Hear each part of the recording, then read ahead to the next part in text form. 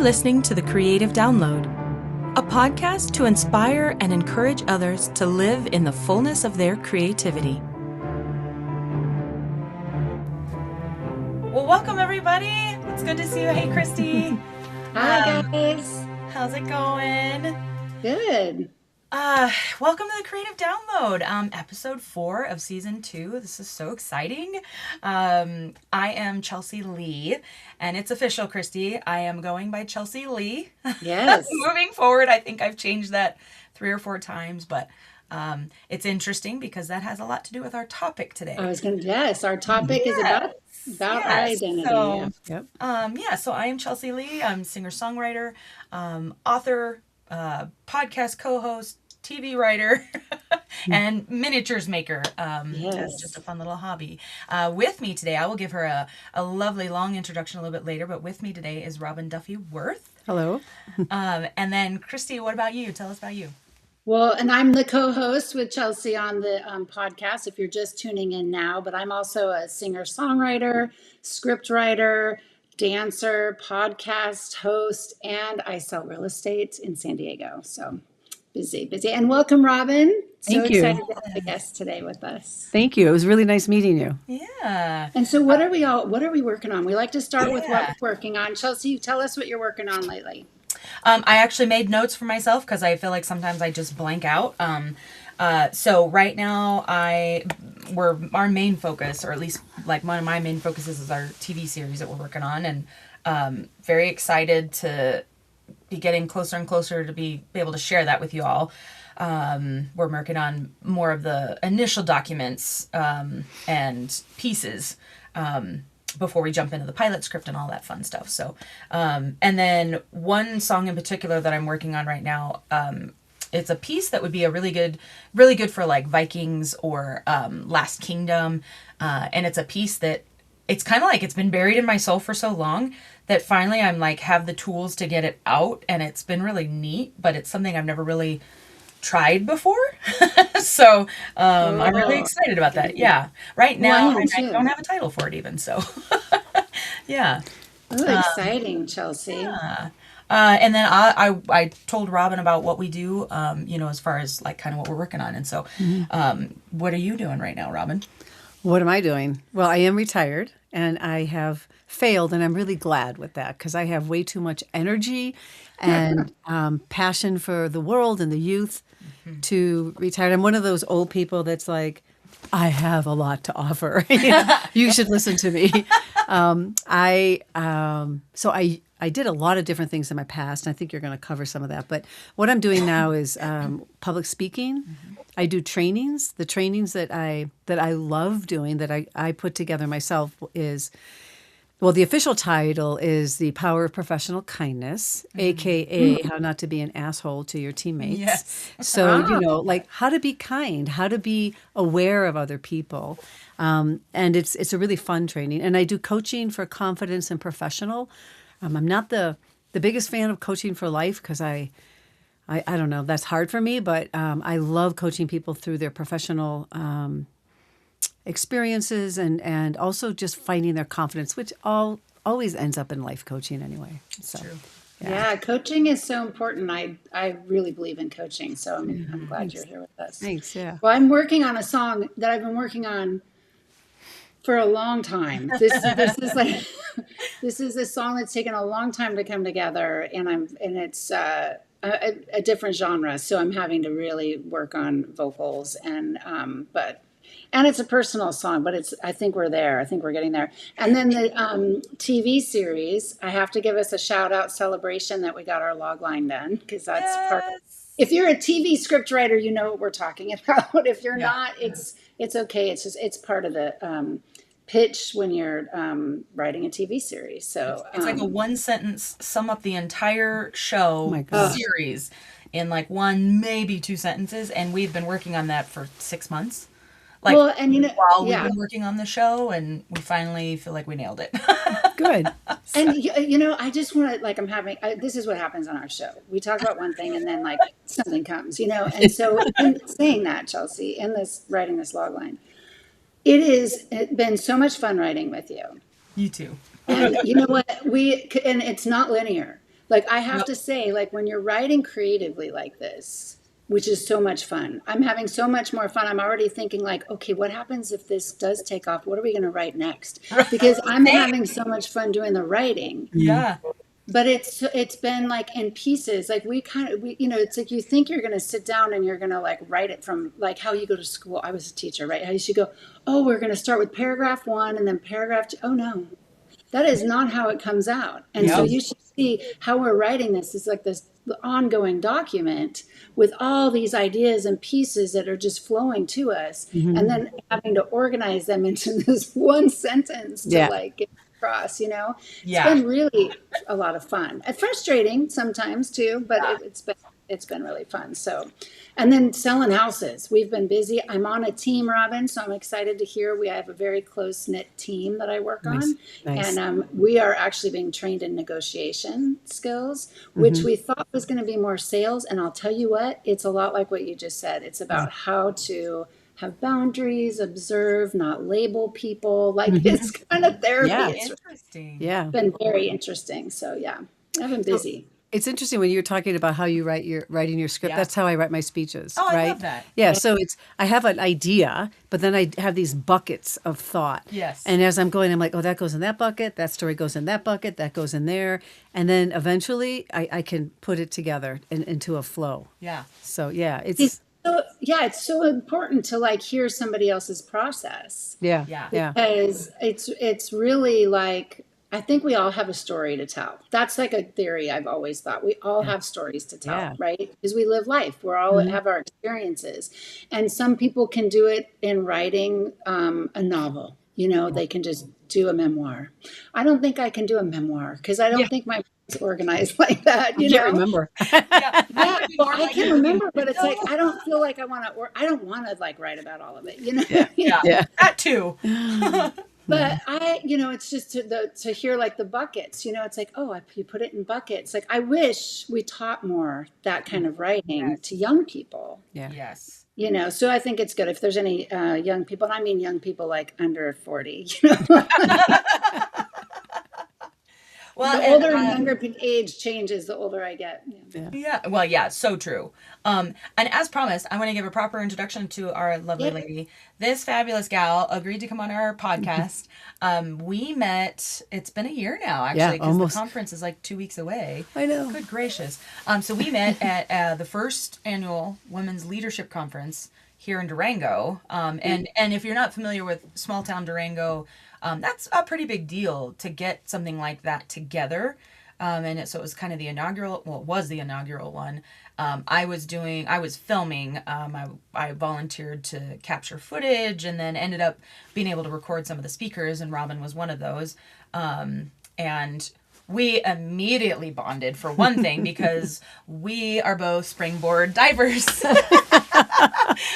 We're giggling. For those of you guys who are just listening and not watching on YouTube, we already figured, like, day one, we figured out we had a handshake that is more of like a high five and has to do with diving. So we're giggling.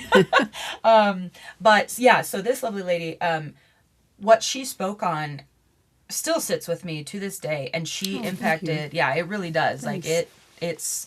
I think about it, and if you've been a huge inspiration to me, and I know people came up to you afterwards and were like, "Hey, just really appreciated your authenticity and just being you," and you are so you that you didn't even realize, like, wait, what do you mean by that? I spent so much time trying to figure out what that meant. Yeah. I'm like, how does everyone else show up? Yeah. Like, how am I supposed to show up? Yeah. You know? And that's where, like, so many of us wear masks. So I'll kind of do my intro for you with our topic. Sorry, for those of you who know me, my brain's going in like 3 different directions. But our topic is on identity and authenticity. Yeah. And this kind of came up because about a month ago, like, I had sort of a coming to head of a couple things in the best way possible. But in the moment, it was very frustrating. I was like, what is going on? We'll get into that more later. But with authenticity and identity, I immediately was like, we need to have Robin on the show, because Robin, she mentioned, she coaches for personal and professional, and going into kind of some of her accolades. She's a coach, she's a mentor, She directed the Bayfield Family Center for 5 years. Bayfield here in just outside of Durango. She served on the Bayfield School Board for 10 years. She spent 22 years. Now this is pretty incredible for those of you guys that don't know how Native American tribes work. We have the Ute tribe here, and she was actually the director of the Sun Ute Community Center for 22 years here in Ignacio, which is a pretty big deal for them to let somebody in that's not of the tribe, let her be who she is and do her thing.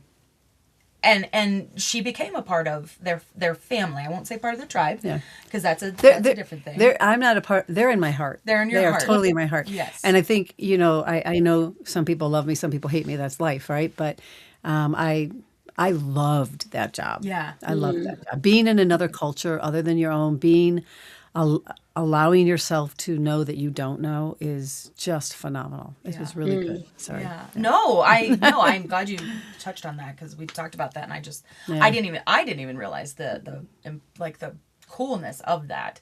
And coolness is not the right word, but you get it. She was also a badass 2-time Division I All-American collegiate diver. Yep. So Wow. Yeah. amazing, this gal, and All-American in high school. I can't claim that, unfortunately. I won state, but I was not All-American. I was really pissed when I didn't make All-American. So here's the thing. I didn't even know what it was. Like, That's right. Yeah, the athletic director, this is how far women's sports have come. I got this thing. He goes, hey, here, you made All-American, and walked away. And it wasn't until I was in college, I was like, oh, I think that's like kind of cool. I didn't That's even a know. big deal. Yeah. Yeah. And then Congratulations. after that, she dove professionally across the U.S. and Europe, which is incredible. Wow. She's got this really cool clip on her website, and I'll plug her website a couple times for those of you that might want to reach out and have some coaching, or just see this sick video of her literally diving from 75 feet up. It starts with her walking up the run into a tiny little, seems like a bucket. And I have a fear of heights. And she has a fear of Like, this heights. has to be Oh known. my gosh. Yeah, Sure. yeah. I have a And real, she like, dove. yeah. It's like, what? This woman's like, so see why I wanted her on here? Because, like, even the things that scare her, she still, like, she tackles them. She goes after it. But she loves her community. That's a big part of her heart. And she volunteers up at the college here. It's a Division II. She volunteers in the athletic department. And she's worked with people all over doing her coaching and teaching. So that's my, and this is one of the many things, again, that I love about Robin. I was like, hey, I want to make sure I have everything right. Like, and I ought to almost pull it out of her, because she's like, that's not who I am, though, in the best way possible. She's like, that's not who I am. So who would you like to say that you are? Well, it's so funny, because I was telling Chelsea the other day that someone said, well, start with who you are. I'm like, how do you do that? Who is that? Yeah, do I do the normal? I'm a wife. I have 3 kids. But who I am in my heart is I am 65, and I embrace the fact that I am now an older woman. I had a young woman say, I don't have enough old women in my life. Will you be in my life? And my immediate reaction was, hell yes, thank you. Yeah. Like, how cool is that, right? Now, I wasn't like, oh my God, she called me old. Of course I am.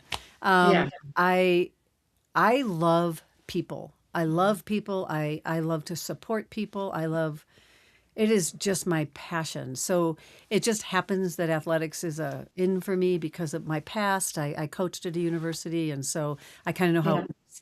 But it's all about people. When I worked for the Southern Ute Indian tribe, that was, just honoring who they are, who anybody is, and where they are at that moment is that's, I think, who I am. I think, yeah. Yes, 100%. Because I can be awful sometimes. You want the other side? Well, when you are, no one's perfect, right? Yeah. You're going to have a little good with a little bad. I guess you want to use those labels, but no one's perfect. And if you're authentic, you're not going to be smiling all the time. No. As a matter of fact, the last couple of days, I'm like, man, I am on one. What is going on with me? And I kept talking to my family. I'm like, why am I reacting this way? And then, eventually I worked through it, and I was fine again. Yeah. So, yeah. But allowing yourself to be there, like Yeah. knowing that's like, okay, something's off. I'm going to, I maybe I can't even address it because I don't even know what it is, but I'm going to acknowledge that it's there and figure it out, work through it. Let it come out. Rather Yeah. than Yeah. stuffing it down, which I Yeah. know a lot of people do. Yeah. So, Which also fits. yeah, well. question, how, like, for you, like, what, Robin, like, what does that mean for you to work through it? You know, like, Well, it, what would be your process? I think it's different for everything, but this particular one was, like instead of going, there's nothing wrong, you shouldn't feel this way. Why are you getting upset with people? They're just being people. And there's no surprises. Like for me, I know these people. And so allowing those emotions to come up and acknowledging it and say, okay, it's here for a reason. I need to look at it. And then just go through the process of, like I said, there was no surprise. This person's acting the way I actually know them to act. And I have choices. I can be around this person or not be around this person. So coming to those kind of conclusions, and I chose to be around the person. I just had to work through this. Yeah. The feelings, yeah, that's cool. I mean, I think that's important to be aware of, like, how to walk through, not everybody does. Not everybody, like, a lot of people live, it's kind of unconscious in certain ways, so I shouldn't say a lot, but I know not everybody is a good chunk of people. Yeah. Well, I mean, and as a coach, it's like coaches, I think you guys are trained and intuitively people who are going to grow, right? And look at stuff. So I was just curious. So thank you. Thanks. Thank you for that. Yeah. One of the things, as we were getting ready for this episode, so I just wanted to share, and I shared with Robin, but I'll share on the podcast, like kind of why this topic came up. And so I touched on it earlier. So maybe about a month ago now, actually, I was going through where I was like, what is going on? I was in a really like down place. I was really depressed. So talk about authenticity and being like vulnerable with you guys. I just was in this place where I was like, it was almost like what's the point? But I knew that wasn't what was going on. I just could not figure out what I was dealing with. And thankfully, like between my best friend and my husband, I was able to talk through some of that, where I got to the point where I was like, I'm having an identity crisis, and I'll change it from identity crisis to an identity, revelation, because it wasn't a crisis. Awesome. Yeah. Yeah. And I probably learned that kind of thing from you, where my it's God, like, okay, keep you know what, I'm saying going to reframe. I'm here to make you feel good, Robin. Thank you. I was joking that I was like, I should probably put at the beginning of the episode that she and I are very animated. There's just something about being diverse. So bear with us, you guys, but also have fun. But anyways, yeah. So, like roughly a month ago, it just felt like a bunch of different things came to a head, and didn't know what was going on. And then talking to my best friend, my husband, started realizing this identity revelation. And I realized, and I have to give credit to my husband because he reminded me of this. He said, all of the things that you're talking about you're trying to do these things, whether it's music or writing our TV series, you're trying to do these things and you're trying to make them who you are. I was like, what are you talking about? I mean, what do you mean? And I mean, that was internally. I was just quietly listening because I really appreciated what he was saying. But inside, I was just like this little kid that I'm like, but I don't understand what's going on. And so he, and this was actually through a text thread. So I was able to I screenshotted his whole, and it was like 3 photos of screenshots because I just really appreciated everything that he had said. But the thing that kept hitting and that he finally reminded me of was, you're a human being, not a human doing. And I had just read that somewhere too, like recent. And I think that's why between that, some nervous system reset audios that I've been listening to, trying to get out of the fight or flight response, trying to deal with, childhood trauma. Everybody has it, it's different for everybody. I'm not saying I had this horrible, tragic past, but for me, I had to still deal with a few things. And realized that I was trying to put my identity in the things that I was doing and not taking it from who I am. So part of the thread, with my husband was he was reminding me, you are these things. And he listed off, and I won't be braggadocious and share any of those. But, if you know. What? I want to know. Yeah. Well, he just reminded me things like, the simple things like you're kind. Mm-hmm. You walk into a room and you try and make sure that everybody's seen. That one really hit me. Where I was like, because that's important to me. I'm with you. Where like people frustrate me, but I love people. Yeah. And I want them to feel seen and heard and loved and cared for. Even if like the part-time job that I have, where they walk into our chocolate shop, in that moment, they are the most important thing to me. Mm-hmm. Not because I'm worried about a sale. Like, we don't make commission. So thankfully I don't have to worry about that. Yeah. I just want to make them feel seen and heard. Long story short. So he was reminding me of things like that, and he's like, those are what make you who you are. Yeah. And the more you try to do things to give you identity, and kind of going back to issues of validation, which is one thing I've struggled with my whole life. He's like, that's not who you are. Those are the things you do.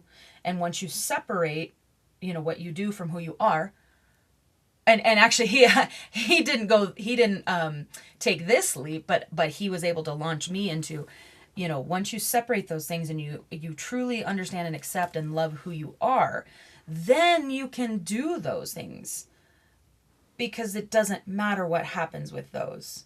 Yeah. It only matters who you are. And that's what I was ultimately struggling with, was if I don't do XYZ, if we don't sell our TV series, if I don't, and I was struggling just to even get some writing done on it. Yeah. Songs, I've been struggling with music, and all these things that I do.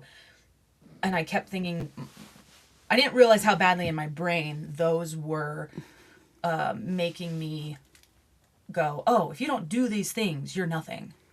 And that is 100% fucking not true.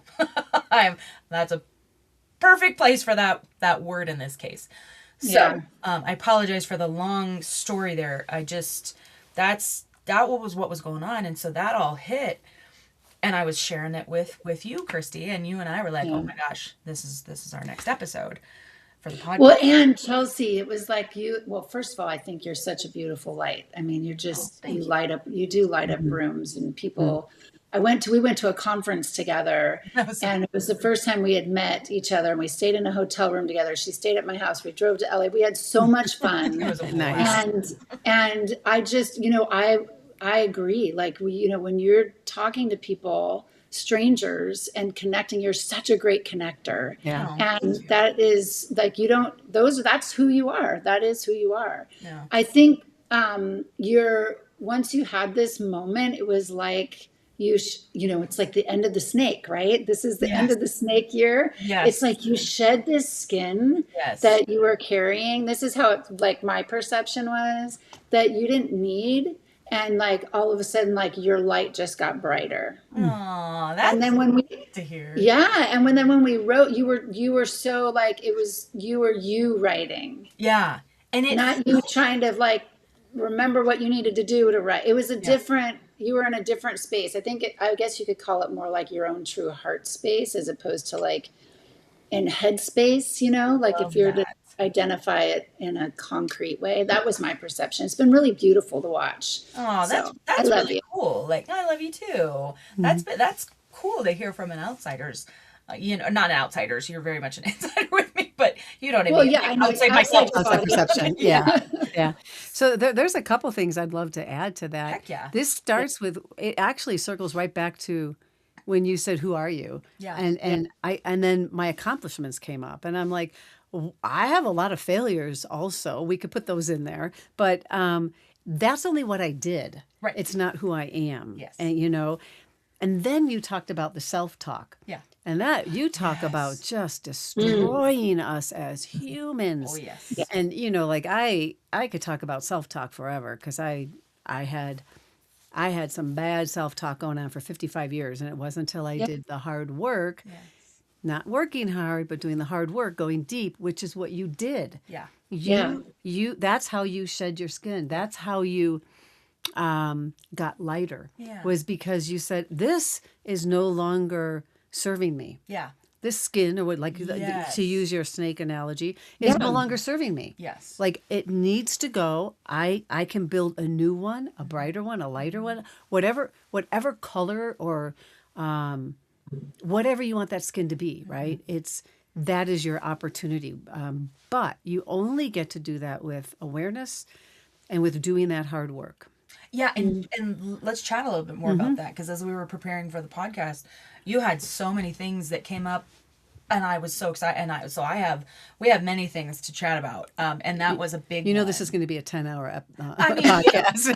I think maybe we need to do a Patreon where we have the extra. Yeah. I've heard some podcasts too, you know, but It'd be a full workshop here. the perfect amount, the perfect length, because I just you have so much wisdom. And yeah, so that was one of the things we were talking about was your self-talk. So You're going to love my self-talk. yes, yeah. So share some of that, because you kind of Sure. mentioned. Yeah, little let's bit go with that. at the conference I last did. year, and which was part of what stuck Yeah. with me. Well, so I can talk about anything, and just so that the listeners understand what's coming is I was molested by my grandfather as a child. So I don't want to be like all of a sudden pounces on you. I also swear a lot, which you know. Those are the two things I think people need to know coming into this. Yeah. So I had a mantra since I was 7 of I am fat, I am ugly, and no one likes me. I know, it's crazy, right? I was also molested at the age of 7, and I had to figure out in my 7-year-old brain what happened. And I realized in my 7-year-old brain that this would never have happened to me if I wasn't beautiful, if I was thin, and if I was liked. And so that truly was my mantra until I was 62. For 55 years, I would tell myself this. I mean, it was well over 100,000 times. I did the math because it was well over a couple times a day. And yeah, I'm old. And so it wasn't until I did the hard work. And so I was out for a hike. So this, just to backtrack, my husband had a brain aneurysm and was had some brain damage quite a bit. He was in the hospital for 3 months. And I have where I worked, I have lovely, wonderful people that were coworkers and people that came to the gym and all this stuff. And they were like, hey, Robin, so many people. Have you thought about getting some help? And, you know, mine was like, yeah, I'm fine. I'm fine. Yeah. Don't worry about it. You ever hear that? it's fine. I'm fine. Everything's fine. When the hand goes up and you say, I'm fine, you know, you must respect when the person says that. But do not forget that they're full of shit. Right. You know? Yes. Completely. So I was like, yeah, I got this, you know. So I just kept working harder. At my job, at the house, at, you know, caretaking my husband. And it wasn't until I was listening to a podcast out for a walk, and the guy said, and it was like he was talking to me. He's like, all you athletes out there, you think that working hard is what gets you to where you are. And then he said, and all you people that are like directors and man, you just keep working harder. I'm like, yes, this is what I hang my hat on. He said, well, it's not. He said, until you do the hard work, you will not, you know, like become who you can be. Yeah.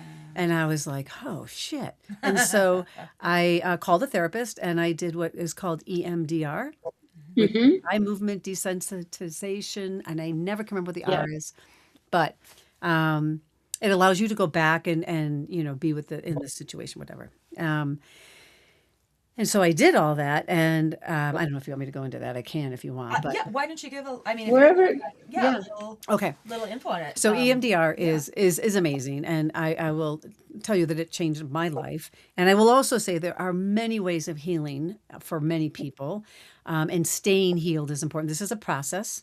You know, I used to carry this around my neck like this, you know, then I carried it in a really heavy suitcase and then on a backpack. And with my recent therapy, because it is a process, it is now a balloon that follows me. And every once in a while the wind blows. I'm like, I know you're there. It could be a good smell. analogy, though. I like that. Or it could be like a sound or someone else talking about this. I'm like, yep, we're good. And so, or I thank the balloon because it's okay. This comes up and I need to acknowledge it. But what happened in my EMDR session, and this is all about finding who you are. And this came from you being lighter. That's what came into my head. Yeah. I was terrified to make this change because I thought, what if I don't work so hard anymore? What if people don't like me anymore? What if I'm not creative in your guys' worlds? I'm creative in problem solving. I love, Yeah. especially when it comes to people and helping them feel better. I love that stuff. And what if I can't do that anymore? And so I was afraid to make the change. And so what I went into this, took 6 months. And at the end, she said to me, my therapist, I had been talking about mom issues and all this stuff, and I'm thinking, I'm good. I'm walking out of the room, right? I'm done, kind of doing the Michael Jackson retreat. And she said, wait a minute, Robin, didn't you say you were molested by your grandfather? I'm like, oh, you guys remember everything. God. Yes. So we did the EMDR. She said, I'd like you to, this was tough. She goes, I'd like you to go back in time and watch. I'm like, you want me to watch? She's like, yes. I said, oh, good God. Okay. So I trusted her. So I did the process to allow myself to drop into this.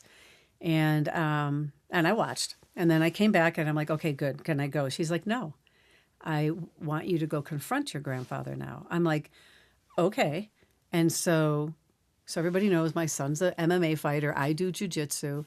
This is important in the story. So I went back in and I was watching. I'm watching what he's doing to the 7-year-old. And I flipped my shit. And I rear naked choked him. Whoops. And he tried to tap. I'm like, you do not get to tap. And I just kept squeezing his neck and then kicking him and threw him to the side. I was so angry with him. And all this beautiful anger came out. I just was like, I can handle this. And this is the most important thing. It wasn't about him. It was about me. Yeah. I looked at that little 7-year-old girl and I said, this was never your fault. And I will always be here for you. And I took her hand and we flew up to my safe place on a cloud, right? I know, isn't that cute? I love no, it makes me cry, but it was having that courage to, man, and I had to look at a lot of fears to have the courage to make that change. And that's when I felt lighter. I started really figuring out who I was. You know, I am not fat, ugly, and no one likes me. I'm not. I'm not anything. It doesn't matter what I look like. Yeah. I am me.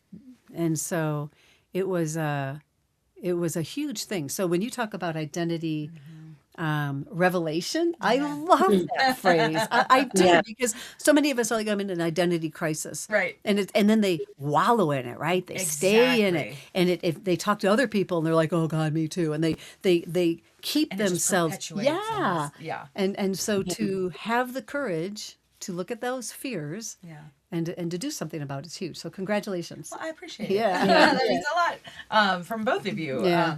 But yeah, that's the self-talk and Chris. Well, no, and I mean, I appreciate that so much, and I'm trying not to blush because I'm just like I don't like the attention on me. But well, wait, I'll finish this real quick because I decided that after I didn't realize I hadn't said you're fat, ugly, and no one likes you until I started working on the speech last year. I hadn't said it for 2-3 years, and so then there was this hole.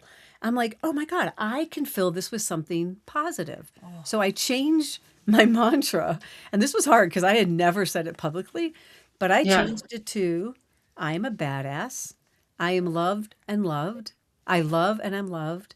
And at my age, at 65, I can still do a cartwheel, right? So which and she did it on the stage. I did. It was fantastic. Yeah. It was so great. And everybody's like, oh my God. But it was all about like what's important to me, those things, right? You know, not necessarily being a badass. It depends how you define badass. And I defined it as I got through this stuff, right? It has nothing to do with my diving and all that kind of stuff. It's like, this is who I am.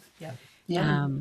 Yeah. And then the self-talk. You want me to tell that story? Yeah. About the body? Yes. So this is Can we just pause for just a minute? I just want, because I want to say, Robin, like you sharing your story and your process of unpacking, because it's, that's like a word to use, right? Unpacking the trauma that you lived through where, there's so many people who have trauma, childhood trauma. I don't know if you've heard of the ACE study, Adverse Childhood Experiences, but it's a study that went out, it's through Kaiser in California. And it's a number, right, of like what, and the middle school that I my son we were trying to educate people on the trauma because, we respond after we've been traumatized. I have trauma. Chelsea, you've had trauma. I can guarantee most of the people listening to us have some sort of trauma in their life that, and as women, there's a high percentage of women who have been assaulted, how you just talked about, sorry, I have a leaf blower outside. How I you thought it was just, yes, but how you just talked about being able to face that. I didn't want to move on quite yet because I think it's so important that people hear that because somebody could be listening to our podcast and be like, oh my God, I've been saying this to myself. I was 4 the first time I remember saying to myself, my legs were fat. Oh man. That my body wasn't good enough the way it was. Yeah. And I love that you talk about having the courage to like go back to that moment and that you didn't do it alone. So there's so much of what we're talking about is not being done alone. Yeah. And I think when you say, I'm fine, I got this, that to me, when people say that to me, is that I'm not going to let anybody in. Yes. And I'm going to take care of this on my own. And it really doesn't work that way. When you really want to do the work, like Chelsea, your experience with like your husband, like you were open to what he had to say. It's always with somebody else that you trust. Yeah. Right. And so you had a beautiful therapist, and EMDR is amazing. And you were able to do that. And now you rescue. It's like, I feel like we go as adults, I would call it my own rescue mission. Yeah. So where I have had to go back and rescue myself from periods of time in my life where there was a lot of neglect, older cousins doing stuff, just where I've had to go back and do what you said. Yeah. And I just wanted to honor your Thank you. Sharing your story and then sharing your recovery, and because it's so important. So now I just had to say that because I just didn't want us to move on without acknowledging you. That's a good call. Thanks. Christy. Thank you. I there's my brain has gone many places while you were talking. One, thank you. But you talked about not doing this alone, and I am such a proponent. I call it a wolf pack. Yes. And I need to say, some people think I'm all like She Who Runs with Wolves and stuff. I'm like, no, really, I got it from the Hangover, the movie The Hangover, which is one of my favorite movies. Remember at the top of the roof, and he's like, come on, my wolf pack, Yeah. So I have my wolf pack, and we all have different wolf packs for different journeys or different things, right? That's really, really important. Yeah. So I wouldn't ask my therapist to tell me how to do a high dive or a fire dive. And I wouldn't ask my highly stoned divers at the time to help me through my childhood trauma, right? Because it just doesn't work that way. And so you have to understand who you're going to, kind of vet your wolf pack, make sure that they're there for you. So when my son goes into fights, right, he puts the top 2 people in his corner. I mean, this is literally what it is. They are in your corner. Yeah. They have you. They want you to be the best you can and to win if that's what it is. And they're in your corner. And so, yes, I 100% agree with you that we don't do these things on our own. You can, I guess. It's challenging. But having that sounding board and something is just, it's so beautiful. Because also sometimes we need to be told we're full of crap. Exactly. We need to be told. Yeah. Or stop wallowing. Get out of your head. Yeah. Yes. Right? That's a big one for me. Is I've learned to recognize that when I'm like, I think the only thing that's wrong is I'm just literally stuck in my head. And I'll tell my husband that I'm like, I just acknowledging that to somebody or him or my best friend, and then just saying the words. And I'm like, okay. I already feel a good bit better. Yeah. Or I'm like, I know I'm stuck in my head. And it happens. Yeah. Okay. Yeah. Just whatever. It's fine. I mean, depending on the topic or depending on whatever it is I'm stuck in my head about, obviously there's things that go a bit deeper than that. But yeah. What were you going to say, Christy? Oh, I was just that the alone part, like for men. So for any men that might listen to our podcast, I think Yeah. that so much of the culture that we live in Mm-hmm. encourages men to be the lone wolf. You don't Yeah. need anybody, and that's really not true. And my husband has a great wolf pack, Mm-hmm. and Does. they I talk all the I love the time. Wolfpack. They're great. Yeah, they're like they talk. They're the men in recovery. Like my Mm-hmm. husband's been in recovery for a long time. From he got sober when he was 20 years old, and Wow. Yeah. and just has an amazing life and Yeah. has helped a lot of young men Oh, in our community also to get sober. yeah. And so and that's just one type of recovery. It's like that might not be for someone listening the type of recovery you need. When I say recovery, it really is a rescue mission Yeah. to your true self. Yeah. It's like, and whatever's been in the way to get there Mm-hmm.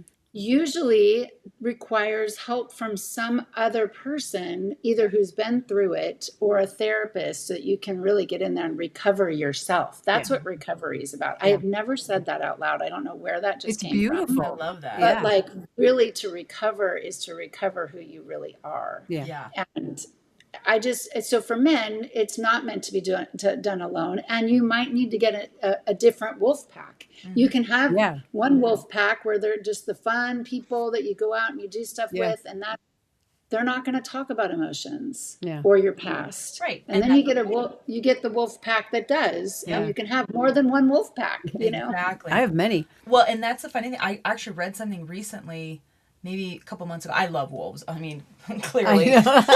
Yes.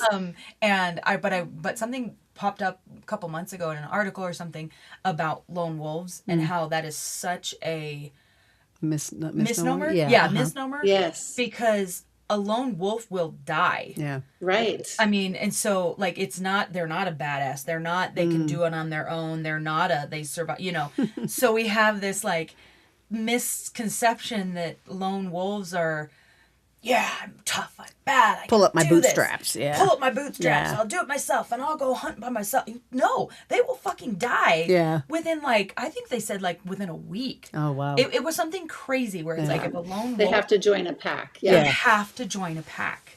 Which I it's think not good for wolves to be alone, and neither is it for us. Yeah. What were you going to say? Which I think is driven by self-talk that we pick up, Yes. that like men, like people who feel like they cannot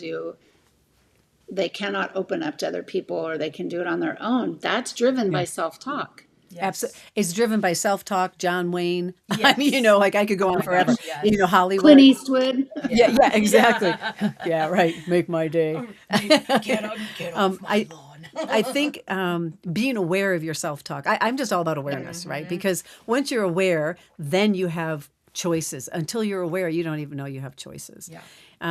But being aware of your self-talk. So I want to share this one because I think this is really funny. And I actually think this could relate to the artists in the world that are listening. Of course, this is about my body, and theirs is about their art, but I could be approached the same way. So my self-talk for years went like this, as if it changed every day. Take a shower, dry off, turn around, and there's the mirror. And then I'd start at my thighs and work up to my stomach. I'm like, what the heck? And then my saggy boobs. And then my triceps are flying all over. And then now that I'm older, I go into the face. Look at this. Look, if you can see I'm pulling my skin back. Oh my God, I look 50 instead of 65. I mean, I'm like, and then I realized, so this is when it happened. I was in the car with this woman and I saw her pulling her skin back.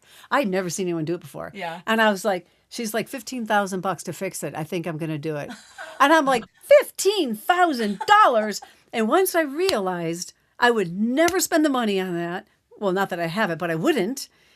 And I probably wouldn't go under surgery for that anyway. I mean, there's many things. Yeah. Yeah. I'm with you on that. I just quit Yeah. doing it because it was a waste of my time. Yeah. So here's the thing. So I started talking to myself in another way.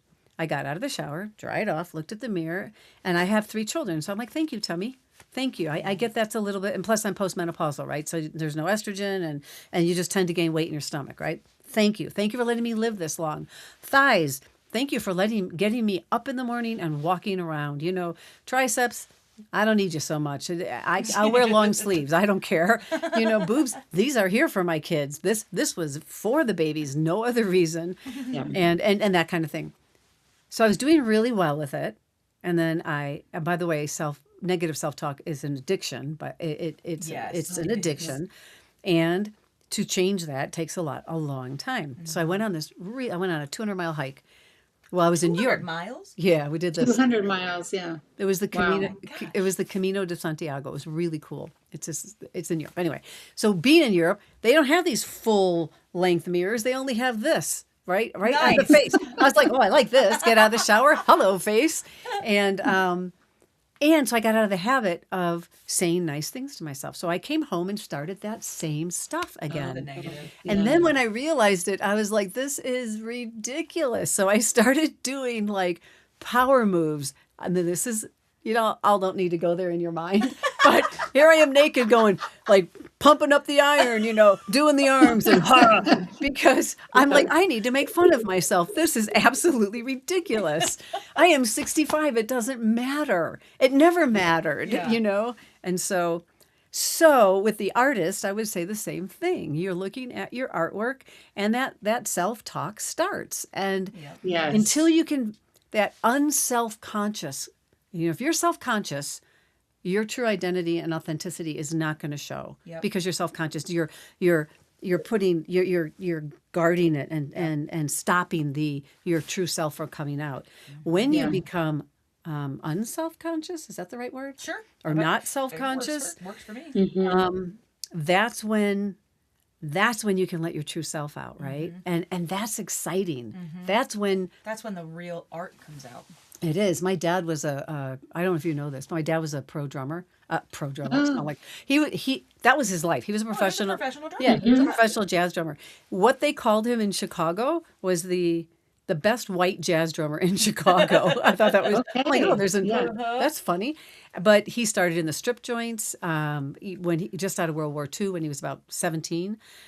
Strip joints, I love it. Right. Yeah, he did. Yeah, and boy, I'll tell you, he never missed a beat because those women would be all over him. They were pissed. So he learned very quickly how to do this. Fascinating, actually. That's interesting. That's when strip clubs were classy. Yeah, that's true. He also did John Belushi's wedding. I mean, he did some really cool. I mean, he was a great jazz drummer. He knew all the greats. But anyway, he watching him play drums was amazing because I mean his facial and his body and the way he moved and he looked like my dad, right? And what came out of him was beautiful, right? He was a beautiful jazz drummer. So, but he didn't let those thoughts come in when he was playing. We talked about it. There was a blank slate when he was doing that, and it was really cool. I love watching drummers. Yeah, because I feel like, I mean, I love good performers, Yeah. but drummers in particular, I'm drawn to drumming, kind of because of that. Because I feel like it's almost like drumming forces you. If you do have the negative self-talk and you are a little closed off and you're not letting I feel like you are not allowed to with drumming. Yeah. Because you will miss the beat. You won't hit. Yeah. You won't feel the rhythm. You won't. There's just something about drumming, that I'm like I've always been drawn to. And if I wasn't a singer, and a guitar player, like I would have been a drummer. Well, you can't succeed. Here's the thing: you won't become great or good. If you keep putting that ceiling on of self-conscious behavior, right? Yeah. So if my dad, I mean, God, think about it. He would be 90 something. No, he's little. Oh, he was. Oh God, he was little. he was like 5'6", 130, Aw. just a little guy, and his whole body would go nuts. But you can never be a good or a great if you're always telling yourself that you can't, right? Or it's not right. Yep. And so it's with everything. It's I feel like that's a really perfect segue into another thing we've talked about, which was failure. Oh, I love failure. And you and I were talking about our passion with this. Christy and I have talked about this. Mm-hmm. You can't. So when it comes to the negative self-talk, that stops you from letting yourself make mistakes, letting yourself fail. Yeah. And one of the things Christy and I were chatting about, you and I were chatting about, is kind of the idea of like, we need to reframe failure, because failure is not a negative thing. It's a gift. It's a gift. There are certain things where, you made a poor choice. Yeah. Well, there's life and death failure. There's life and and maybe death we need a failure. better word for it, but like, Yeah, but overall, yeah. So like, if, for example, what you were saying in your self-talk, and you guys were talking about this was, oh my God, what if we don't sell this, right? What if Yeah. we don't? Well, you guys have had this beautiful opportunity and fun to develop this thing, and maybe the next one sells. right. You don't right. know because you have set this base up of how to do this, right? Yeah. And It so might be the launching pad. it that- might be. And Yeah. and Well, that's something that in grad school, I mean, they wanted, like, the directors and the producing student, well, the directing and the acting students. They were like, be a part of as many short films on campus as you can, because this is where you want to fail here. Yeah. Because that is how you're going to learn. And it was beautiful to see. And same thing with writing. So I was on the writing track, and we wrote tons and tons and tons of scripts, and nobody's ever going to see those, because those are I mean, and I'm not embarrassed by them. It's more No, of just it's your process. Yeah, it's a process. It's the getting out the junk so that the beautiful pieces can come Well, through. you mentioned, Chrissy, you're a dancer, right? So Oh, well, yeah, it's what I mostly did growing up. Yeah. if we saw you as this beautiful little 2-year-old or 1.5 year learning to walk, and then put this dancing thing, right? It would be like, oh, that's who I was, right? But that's not who I am now, and all those falling down and all this stuff. Even as you're learning to dance, what kind of dance did you do? More like modern, and then as an adult, hip hop. Oh, nice, very Yeah. cool. See, so the thing with modern and hip hop is you can't mistakes. I mean, it's not.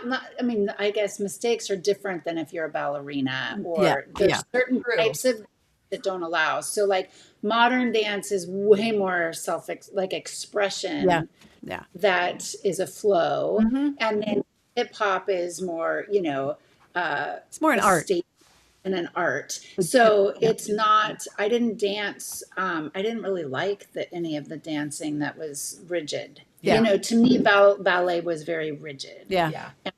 So although I did want to be a ballerina when I was little, and I was told I was too big, so that could have been why. Oh, you'll never get to do ballet. You're too big. But Yeah, I got that. I don't feel like it was, it's so funny. I knew a lot of girls. I didn't take a lot of lessons. I was gifted with having it as like an option in junior high and high school. And so, but I was good at it. And so it came easy to me. I was an athlete too. So it just kind of came easy to me, Yeah. and I had good rhythm and grew up with music. And I would watch some of the other girls that I danced with that spent hours and hours and hours, in dance lessons. And I didn't really want to learn how to do the turns. Yeah. And I didn't really want to, didn't want to perform. I really know that about myself now. I was not a performer. I was an expresser. And so the more you tried to make me perform, Yeah. the more rebellious I got. Yes. So I love that. A performer versus an expressor. That's beautiful. because that's what I feel like, to me, dance is expression. Yeah. Yeah. Hip hop is very much that Yeah. way. Yeah.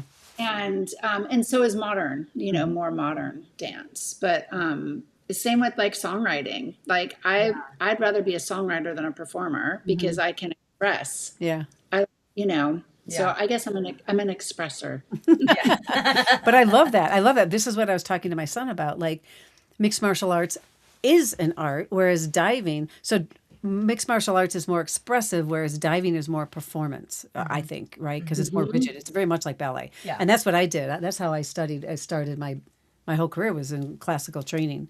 Do you remember Hubbard Street Dance Company? Do you know that? They were out of Chicago. Okay. He was, like, gosh, it had to be 55 years ago, Okay. even more.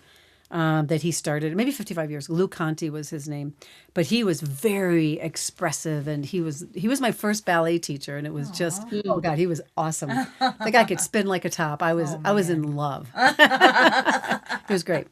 But Teachers make a difference. yeah, I thank you for that. I also want to say when you said recover who you are, I want to go back a sec. I love that because you're actually recovering who you are. And we put that together so commonly now that we don't understand. We don't take a second to think about it. Yeah. And it's almost like pulling the cover away to allow this to come up. So that was a really beautiful phrase. Thank you. Yeah. You're welcome. I just came up with that today. I mean, I just didn't know. I just like came It's in my flowing. head. Back to our TV series, I want to say that like you were, when you write a song or you were doing this TV series, I really do believe I'm like a big magic person, Elizabeth Gilbert. I really believe that there are powers that be, right? There are bigger powers. There's purpose in our creation. And sometimes the purpose is just for me and my co-writers, so maybe it is just for me and Chelsea. However, I don't feel that way with this TV series. Good. I feel like it's bigger, which is like kind of scary too at the same time to think like there's weight on that. But I do think I have this kind of, if it's meant to be, this is nothing new. If it's meant to be, it's going to be. But it's also, there's some things that are supposed to impact other people in ways that I don't know yet. Yeah.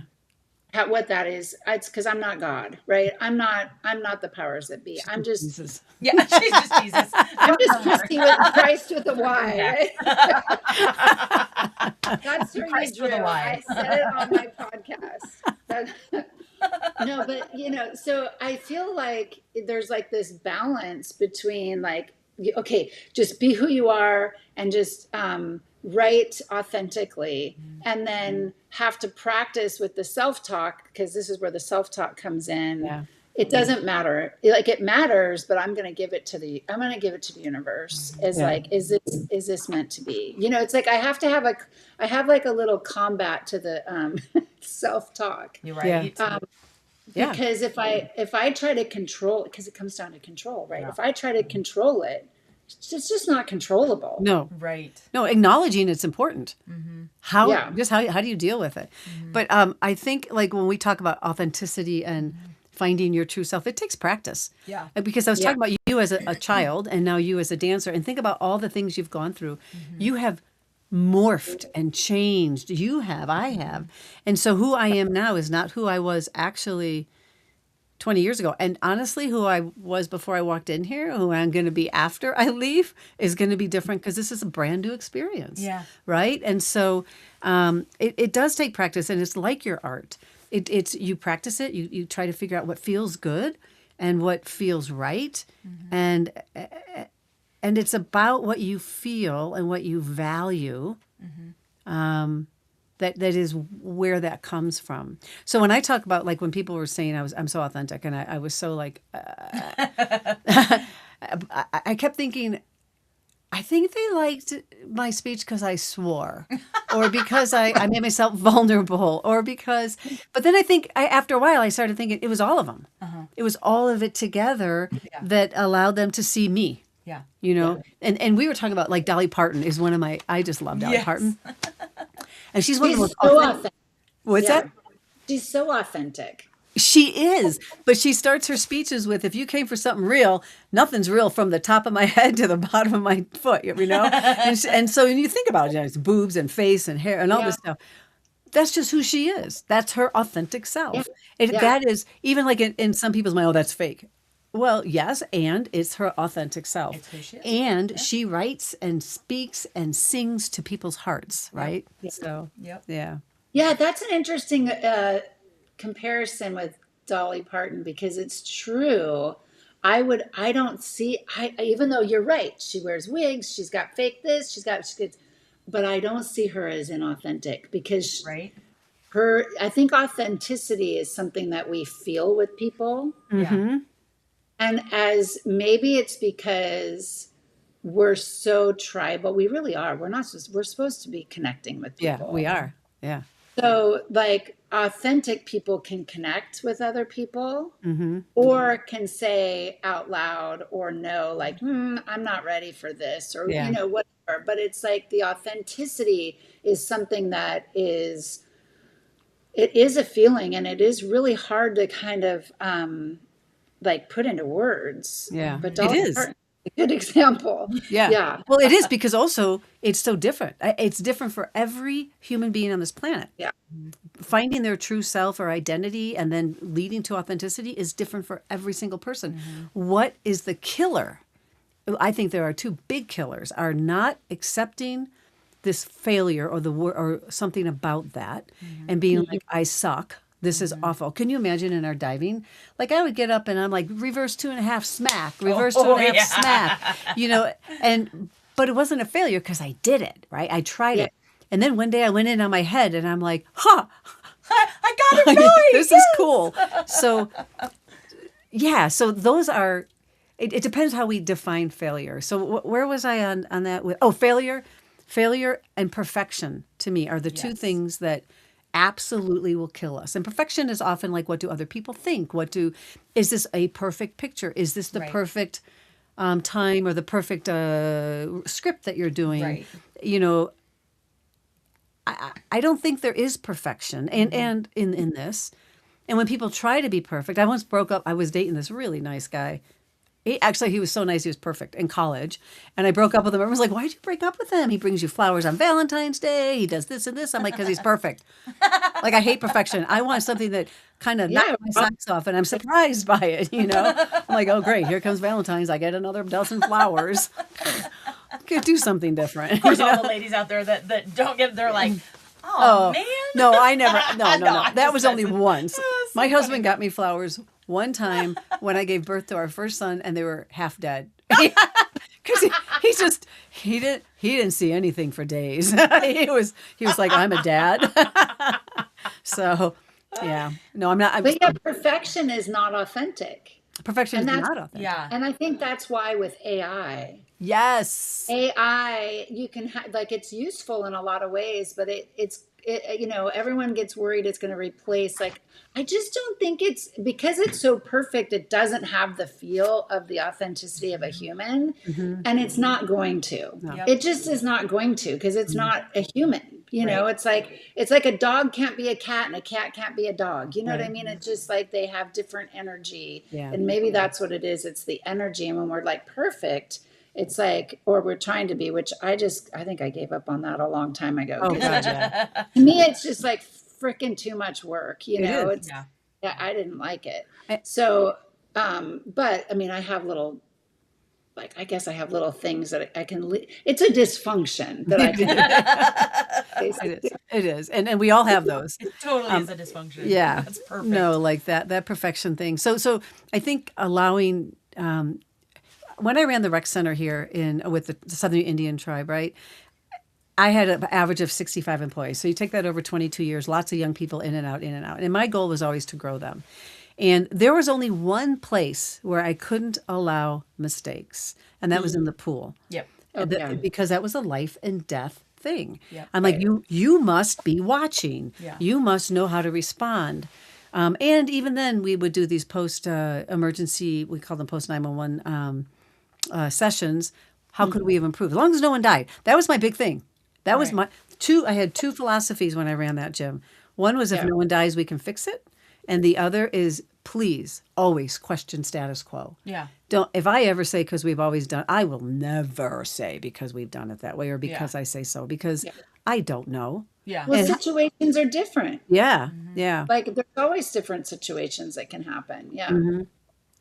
One of the things I think when it comes to finding your identity or your authentic self or your art form is if you keep coming back to it, right? It is who you are. So for years, I've tried to quit swearing, and damn, I keep coming back to it.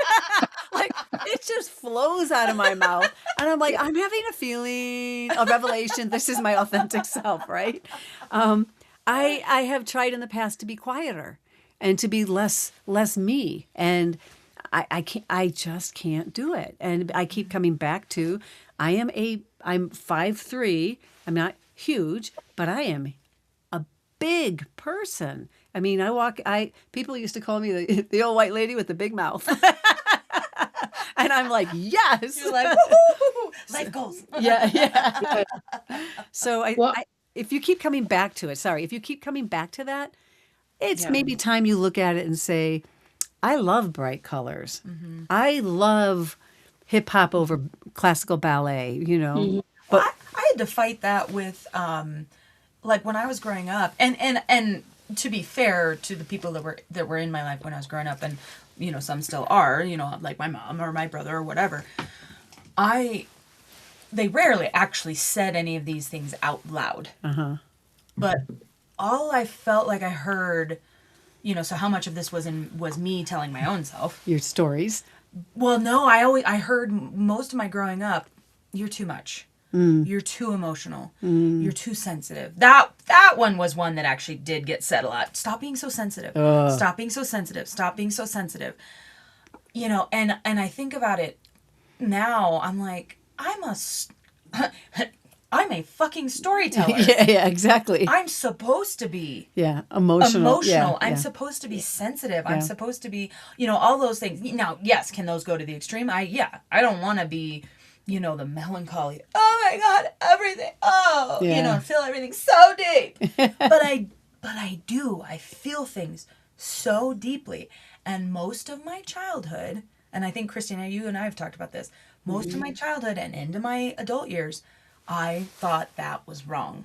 That was bad. That was, you're not going to survive. You're not going to make it in this world. And to be fair, people that are a little bit more sensitive, a little bit more, that feel things on a deeper, maybe, and I don't want to belittle anybody else that, we all feel things. It just was like, I don't know how to describe it other than we things show would it differently. So can I just say something on yes, this one? please. So I teach this class called Social Styles, and I love it because there are 4 social styles, and 2 are analytical and driver, and they are task driven, focused. The other 2 are amiable and expressive, and they are people focused. So people telling you not to be emotional are not the amiable and expressives. They are the drivers and the analyticals because they don't know how to do this. Yeah. They I are, was thinking. yeah. Yeah. And it's just like, I'm like, who made that saying up? Leave your problems at the doorstep and don't bring it. I'm like, who does that? Right? Those are the analyticals and drivers that can do that. Not the amiables and expressives, because man, I bring my world everywhere I go. Oh, You know? exactly. I was always told, you wear your emotions on your sleeve. And Yep. I'm like, I don't know where else to wear them. But they say it. Yes, exactly. In my pants? I don't know. I'm like, they don't fit in my pocket. So here's the thing. They don't stay in my pocket. They won't fit there. I think it's really important to. They say that as if it's a bad thing. Exactly. Yeah, and it's It's the not. tone. It's not. Yeah, it's not. No. Yeah, and Yeah. the tone definitely makes you feel like, oh gosh, this is bad. This is wrong.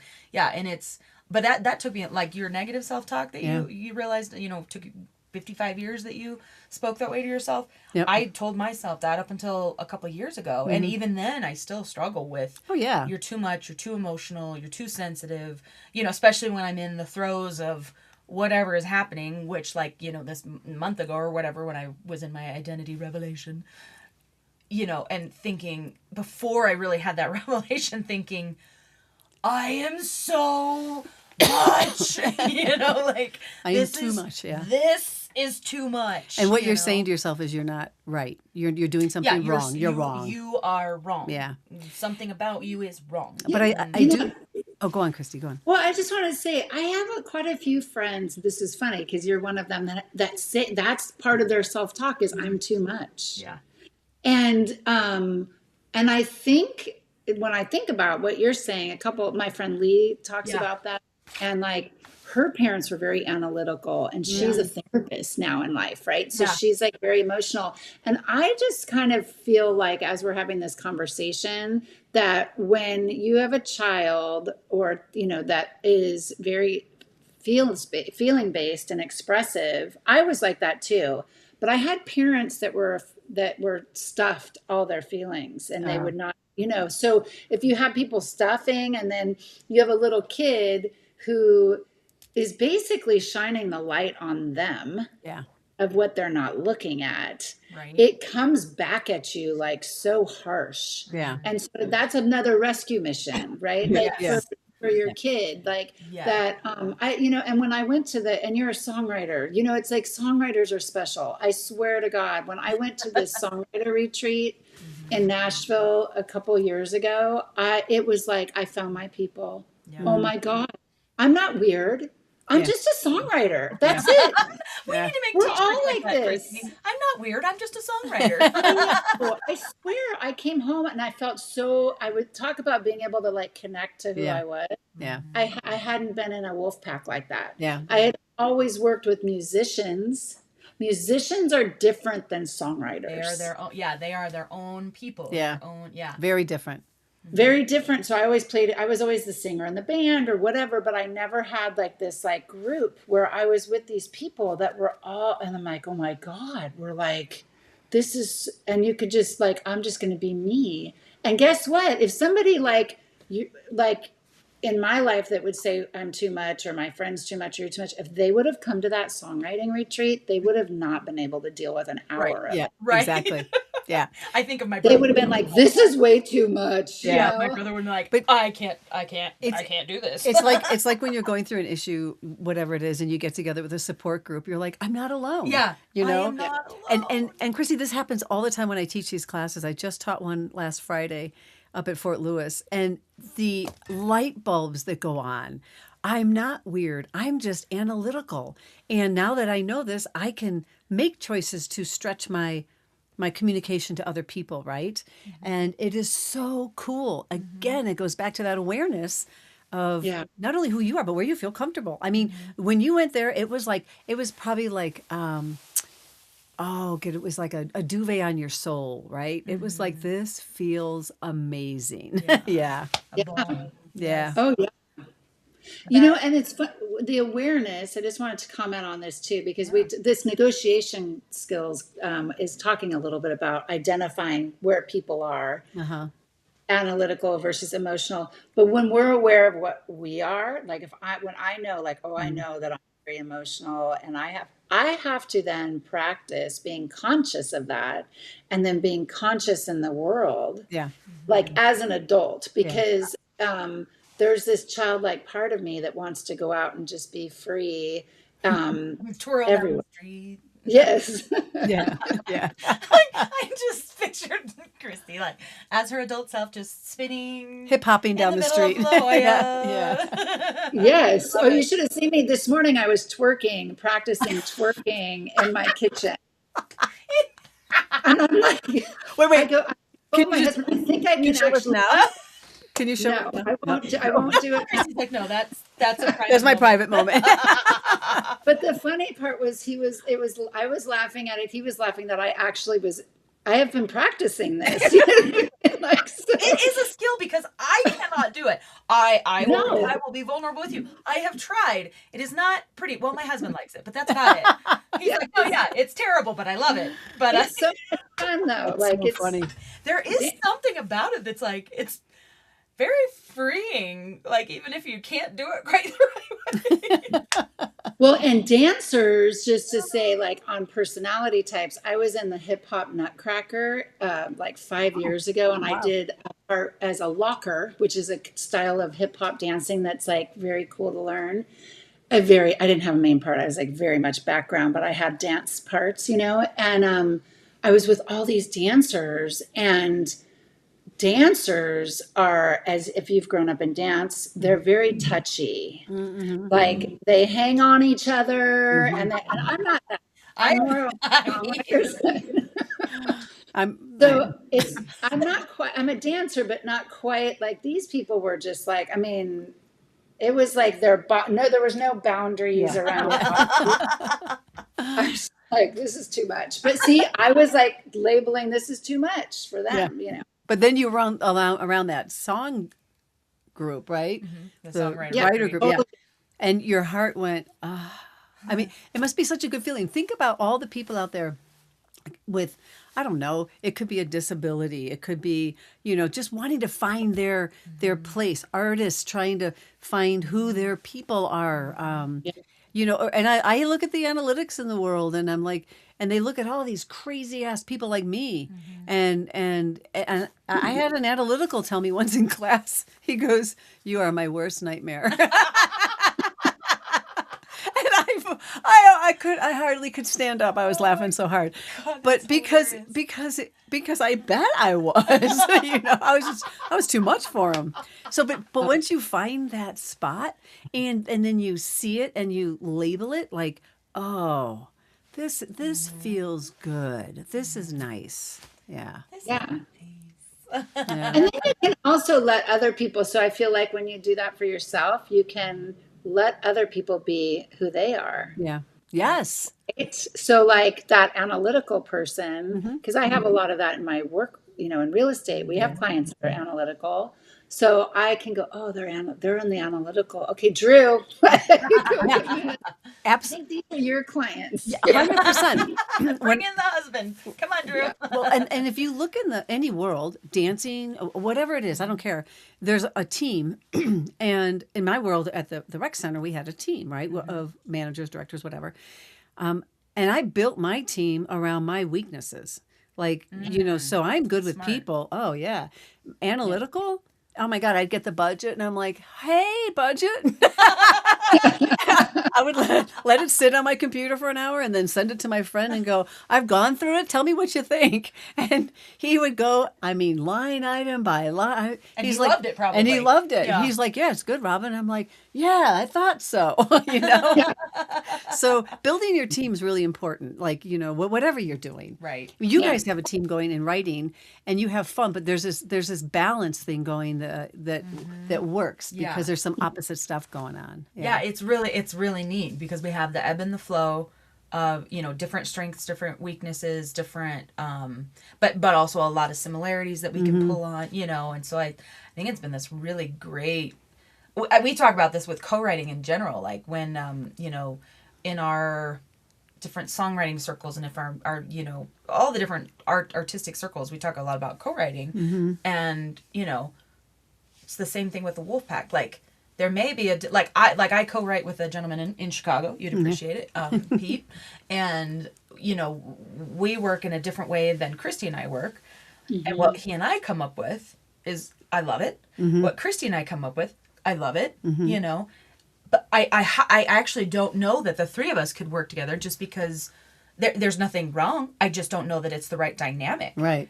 And I find that fascinating because I'm like, I love co-writing with him. I love co-writing with Christy, and I've got one other co-writer, that I'm just like, it's just cool. Yeah. And I love having, the different people that you can bring, and then they'll pull on, they'll either lift you up where you're weak, or maybe you help lift each other up together. Maybe you're both weak in one area that's like, okay, let's go. I want to approach one more topic. I don't know where we are on time. No. Yeah, we're good. Yeah. Have you guys ever heard the term lateral oppression? Have you ever heard of that? Lateral? No. It's, the crab in the pot? The crab in the pot? Yes, it's the crab in the pot. So there's a bunch of crabs. They're all the same. One's going out. Everyone's pulling them back in, right? Yes. That's lateral oppression. So can you imagine a world if we all supported each other and helped each other grow instead of like feeling threatened or better than or whatever, but like encouraging people's growth and that's how people can find who they are if they have their wolf pack, they have their encouragement, right? But man, that is like my biggest pet peeve. When I can't be around women who compete with me, right? And I was a competitor, right? But I do There's not. A difference. I do not compete with people. I am all about if you're good at that, how can I excel and help you grow, right? Yes. And there are some women lately in my life that are crushing my soul, and I'm like, I don't understand. It takes me a little bit to figure it out. Like I don't understand what's going on. Yeah. Why do I feel this way? They're just what did they do? And then I'm like, oh, I understand where the underlining thing is coming from. And it takes me a little bit, but I think we have to be very, again, aware that even people that say I'm a woman's woman, or I'm Yeah. here to women. We are here to support each other. Don't always have all the skills to do it. Yeah, and but can you imagine in the dance world if it was that way? In the writing world, in the art world, any part of our worlds, if we were there to support each What other. a freaking different. Well, and that's a learned. I think it is a learned Oh thing. yeah, Like talking about the crabs. Our real estate coach brought that up about, I don't know, gosh, it's probably been 8 or 9 years ago. But he said, look around you, and look at the closest people to you in your life that you spend your most time with, and identify if they're a crab or not. yeah, That's right. Because You were you, just telling me about that Yeah. we were recently. talking about that for the TV series, Yeah. because he's like, it look, if you will never reach where you want to go nope, in your success if you have a crab in your inner circle. You need to move them out of your inner circle. And it was like, oh my God, I had like, well, my mom was, she's been such a crab in my life. yeah, And it's sad because, I think when we talk about women, yeah, the progression of women having equality, this was something I read about. It helped me a lot to understand the why, because I'm a why person. I want to know why you're doing I just this. wrote why. Yeah. Yeah, Oh, how I funny. just Yeah. wrote why. Yeah, I'm a why person. And I found this article that talks about women. Like my mom, had me in 1971. She was 20 years old. Completely different period of time for yep, women than when I was 20 years old. yeah, Then 20 years later, she had really no choices. She was not married. Like there were all, so she has resentment. There's a lot of resentment for some women who see another woman having freedom. yeah, And that can be even internal freedom. yeah, yeah, And then it goes back to the recovery, right? The rescuing of yourself. Like yeah, there's a whole, I know some women from that era who have done a lot of work on that themselves. And they don't feel like they have to compete with other women yeah, yeah, because they've rescued themselves. yeah, They've recovered that part of themselves. yeah. They've gone back and looked like you were talking about earlier. And then there's some women who never did that. I'm fine. I don't need Yeah. it. And there's one thing I did read a book with a group of women in a book club for a long time called by Florence Scovel Shinn. And it was, God, I'm blanking on the name of this book, how I did this for so long. But the line in the book, The Game of Life and How to Play It, was the name of the book. And this is from the 1920s. And this is the one line that I've taken from that book that I think pertains to what we're talking about. And that we each have a place to fill in this life that no one else can fill. That's beautiful. And that's her line, but Yeah. I have taken that in. I've internalized Yeah. that because that means I don't need to compete with you No, no, because you have a place to fill that's only yours. Yes. And I have a place to fill that's only mine. yeah, yeah, yeah. I And love when we find our identity, we're doing that. So there's another why to this is very often I think when you identify your crabs, right? You have to ask why you keep them in your life. Yes. Why you have why I mean your mom is different. You can't really get rid of her, but why do I allow her this power? Why do I, and I think that is a huge question because even when we identify them, we automatically come up with excuses of why we're going to keep them. Well, Yeah. yeah. Or their family, Or their, I've known them so long. I've or, known them forever, so I guess I just, yeah. And I love, so my brain kept revolving as we're chatting about this, like revolving around loving, like for one thing, loving all of what we're chatting about and the beauty behind that and how it pertains obviously to our lives and then to art where if you don't know who you are, kind of circling back to one of the first things you said, like if you don't know who you are, your authentic self is, your real self, your the beauty, the light can't come out.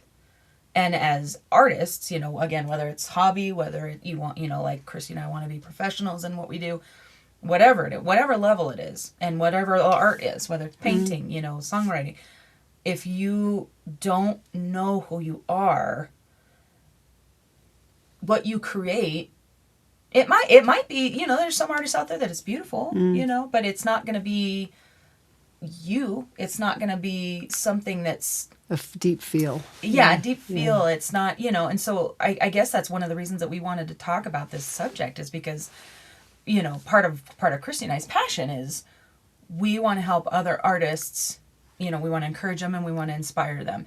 And we realize a massive topic is identity. Yeah. Because we've experienced it in our own lives.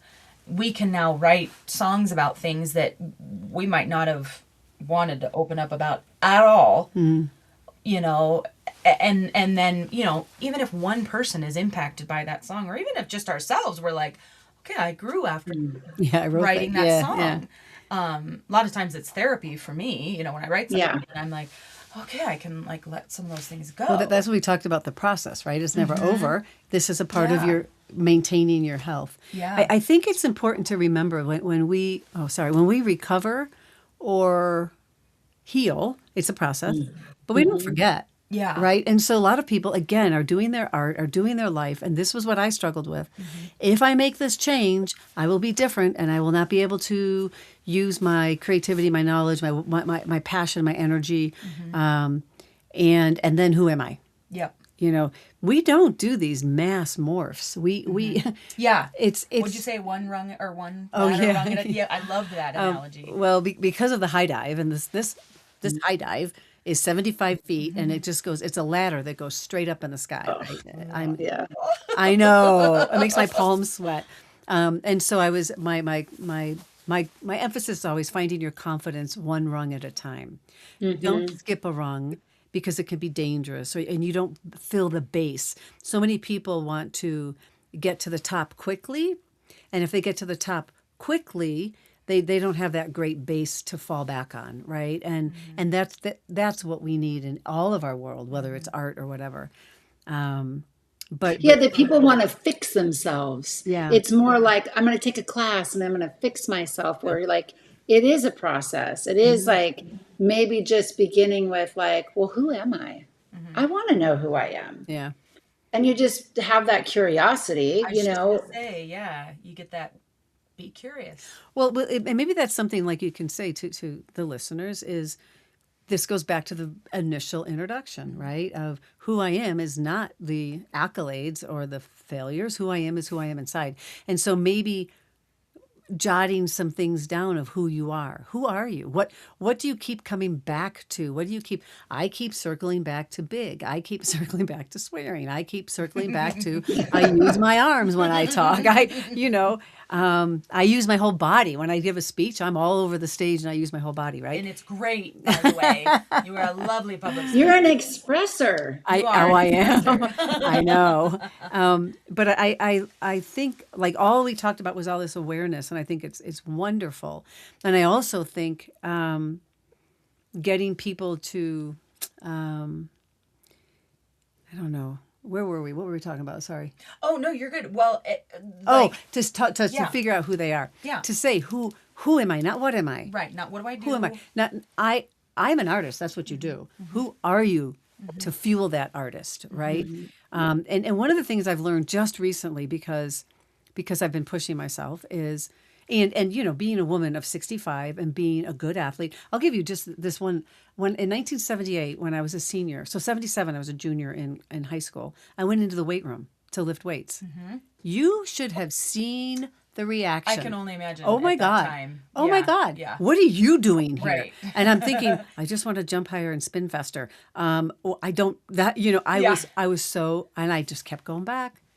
Well, they were cute guys there too, but I just kept going back. But so those things they change. Yeah. But only recently. So I was saying because I'm an older woman. We were not allowed to be great. We were not allowed to be like, oh my God, I'm this. And so finding your superpower and admitting it and living with it. Like I have only recently, like I said, because I'm developing another speech that I'm going to be giving in a couple weeks. I can admit my superpowers, right? I'm kind. I can move my body. I can read people, and I love people. Those are my superpowers, right? And so superpowers aren't anything like I fly to the sky. And the other part of a superpower that's really important is you use it for the good and not the bad. Don't use it in the evil way, right? Yes. Use it for the good. I was with a guy once who his superpower was analytical, and he had like a memory you can't believe. And he would throw shit back in my face from like a year before. I'm like, what? Yeah. I have changed since then, you know? Right. So that always felt like an evil way to use that superpower. Yeah. And I love that this is I feel like this is kind of a perfect wrap up for today with the superpowers. So when we were talking the other day about that, I was like, ooh, so that might be kind of a great place for somebody to start, you know, or you know, everybody's kind of in transition at somewhere along the way. Yeah. But maybe somebody that's listening that's going, I want to be my true, authentic artist self, but I know that I'm not. Maybe that's one place that they can start is, you know, Who am I? take some time to yourself. Yeah. Don't worry about telling it to anybody else for right now. Like, yes, we encourage community, but sometimes you have to start just you because it's scary as hell. Yeah. And ask yourself, okay, and let yourself be unfiltered. You know, what are my superpowers? Who am I? What are my superpowers? You know, and like you were, you know, like for me, I'm kind. Yeah, and I still have a hard time this when my husband tells me, you know, when you walk in a room, you light up the room and you light other people up. Yeah. That's still really hard for me to like, because I'm like, Do I? really? Yeah. Oh, man, do I? Yeah. You know, and I don't believe it, but I do. You know, Yeah. I'm learning how to believe that. You know, Accept but it. what are your superpowers? Yeah. And so maybe, you know, for you guys listening, like that's somewhere to start. What are your superpowers? When I was talking to my son this morning, and again, it was so much fun, but he talked about we all learn technique. We learn technique of our form. And then we start putting our expression in it. And then we get our swagger. Yeah. You know, and you know, he was his stand-up was amazing and fun to watch, but his stand-up, sorry. in mixed martial arts there's the floor game, which is jiu-jitsu, wrestling, and Okay. stand-up Yeah. is punching and kicking and Okay, all that cool. stuff. Okay. Sorry, so technical. look how amazing what I know. I was thinking stand-up comedian. I I'm like, was like, I'm going to clarify. No, he's not a stand-up comedian. But his stand-up in the MMA world was amazing. But he had his swagger. And when you can feel, this is important. You can feel when your swagger goes away. Yes. And you can feel when your swagger's there. Yes. And when you guys are doing your thing together, you got your swagger got a on. swagger. Yeah. And so to people out there, I would say, find your swagger. Like, work on your technique, your expression of yourself, and find that swagger that is who you are. Yeah, it's not something you can make up. You'll feel No, it. you feel it. Yeah, you feel Yeah. it. You know. Yeah. And I think, and again, especially as women, like, but I know guys. Oh yeah, they do too. This Yeah. is forced for them too. Is like, where it was almost like we're taught not to lean into your swagger. Like, oh, swagger's a bad thing. Yeah, I know. And it's like it's not. Have you watched some of these football players that make millions of dollars? Oh my gosh. They got some serious swagger. Well, and I'll brag on my nephew who he plays college football, you know, and he's a lineman. He doesn't get a lot of, you know, he doesn't get a lot of the kudos that, you know, the quarterback does and the wide receivers and all that. But damn if he doesn't have swagger. Exactly. And he knows it and he owns it and he uses it for good. Yes. You know, like This he is uses important. it to build himself up. Yeah. But more importantly, he uses it to build his teammates up Yeah. and they all, you know, they play their best games, you know, type thing. Yeah. And so I think that's like swagger is such a fun word and Isn't it has it? such a negative connotation. Oh, I love the for word some swagger. people, Yeah. You know? Yeah. But have swagger. Own it. There's nothing wrong with that. You're not being an asshole. No, you you've know? worked. So this is the thing. I talked about this in my speech, was people would be like, "Oh, you're lucky. You're lucky. You're a good diver." I'm like, I am not lucky. I am lucky that I was born short and I could spin quickly. Right. I'm We have lucky. big thighs. Thank you. I have big thighs. I'm lucky I can point my toes. But everything else I worked really, really, really hard on. That is not luck. So your nephew, he works hard on it. He bummed his ass. These guys are not lucky. These artists out there are not lucky. Right. The people that are excelling are not lucky. I mean, there may be some few lucky things. Yeah, there's a like few I'm here and there. guessing your nephew, who is a linebacker, is not my size. He's a center, so he's an O lineman, Yeah. and he is It's large. huge, of course. But he's the cool thing with him is like he's not fat, he is muscle. No, well, what I mean, a lot totally. of linemen, But like, he is a lineman, and he's lucky that he wants to play football, and his body fits And that he has the sport. size, Yeah, yeah. and so He loves it. there is always some luck, a little bit, I guess, with how we're built or our gifts or whatever. But yeah, I would never tell an artist, "Oh my God, you're so lucky." right, right, You know? yeah. You Even work- even for the ones that end up in a lucky position where they Yeah. meet, they end up talking to somebody at the right place in the right time. Their like, art spoke. That's still not exactly Their art spoke. Yeah, it still wasn't Yeah. lucky because Yeah. their art Yeah. is what put them in that position. Yes. To then be able to Yes. talk with that person. Yes. Yeah. Yeah. But anyways, this was amazing. Thanks, guys. Yeah, thank you so much for coming Yes. on. Thank you. I have a feeling, Christy, we may be bringing her back on as a guest appearance Yes. for future stuff because it's just we love being able to bring somebody that is not quote unquote in the art world. And, Yeah. and we definitely don't like to filter and say there's an art world and not. But, Okay, just trust me as a non-artist, there is an art world and there's not. well, but like And you I'm said, not in there's it. Well, there's creative. in Yeah. problem solving. Creative and But when it comes to the stuff that's like, painting and drawing Yeah. and dancing and those Yeah. kinds of things, it's really fun having somebody with your perspective Mm. and what you have to offer. So I just Thanks. Okay, can I say one more thing? yes, please do. I have been terrified of art my whole life, right? My parents have really done a number on me. Like I was singing in the back of the seat when I was 6 and they gave each other that knowing parental look and was like, well, it's a good thing she can dance because she sure can't carry a tune. So I never sing ever, Those ever, things ever. stick. Ever. And I brought home this painting. I'm like, look. And they're like, well, she's no Picasso, So I have been always afraid. And there was this woman, Karen, oh my God, I can't remember her name. She recently passed away. She, I'm talking about on Main and College. She has a gallery, had a gallery. Oh, yeah. Yeah. Okay. Phenomenal woman. And I walked into her gallery. I'm like, oh my God, I am so scared to be in here. Yeah. And because I knew her. She's like, why? And she helped me. And now when we go to Santa Fe or we go anywhere, I say to my husband, come on, we're going in. And I walk in and I admire it and I leave. Yeah. But I'm What starting. scared you? I don't belong. I don't understand. Okay. I can't. Because you're not an I'm not an artist. quote Good God, unquote. I'm not Picasso. Right. It's it's amazing how those things stick with us. I know it's so stupid, but anyway. So to all of you artists out there, thank you, and thank you for letting people like me in and helping me heal that really ridiculous those childhood things. So It's not thanks. Can I say something about I'm gonna singing? Yeah. Okay. Thanks. It's not ridiculous. Those things stick with us. Yeah. She had this very similar situation from her mom. I've had very similar situations, as a youth, that one time it said, and it seems insignificant. I still remember when I think it was my brother, and he was like, who sang? No, it was one of his friends, because it was one of his friends I had a crush on.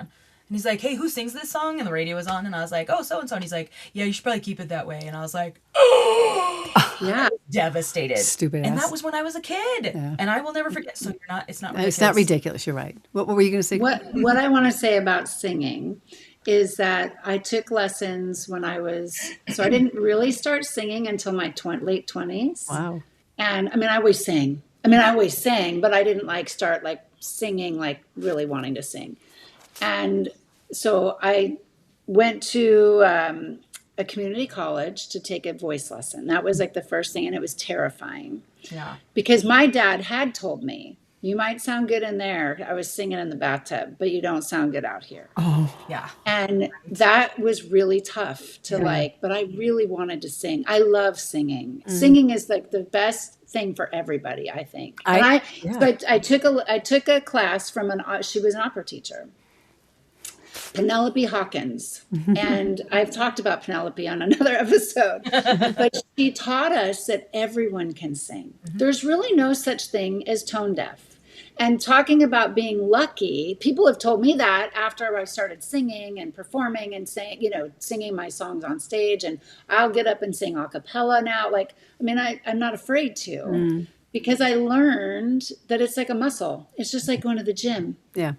And we talk about vocal warm-ups. Like, I love doing vocal warm-ups because it feels good. It feels good to my throat. So I suggest, Robin, that you go when you're home alone. Yeah. And to anyone listening, just go on YouTube and find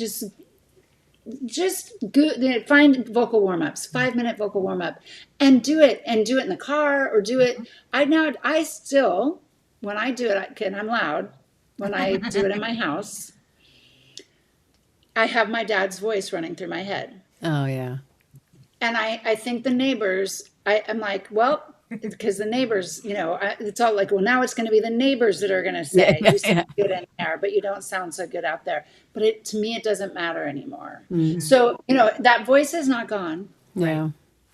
But I sing it's it that because little balloon, good. like she said, like it's the little balloon. Yeah, it is. It's the little balloon. Like, oh yeah, you're still there, but you're not in charge. Yeah.